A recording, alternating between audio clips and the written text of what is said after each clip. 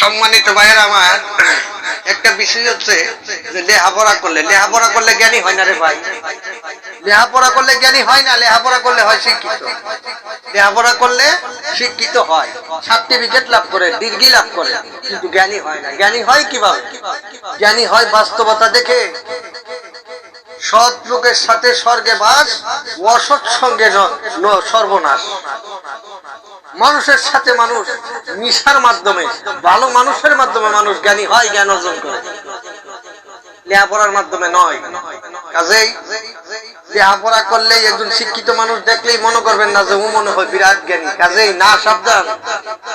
উনি শিক্ষিত কিন্তু উনি জ্ঞানী হইতে পারে না। আর জ্ঞানী মানুষ যারা, তাদের কথাবার্তা চালচলন অন্যরকম থাকে। জ্ঞানী মানুষের কোনো অহংকার নাই। জ্ঞানী মানুষ নিরহংকারী, আর শিক্ষিতর ভিতরে অহংকার নাই।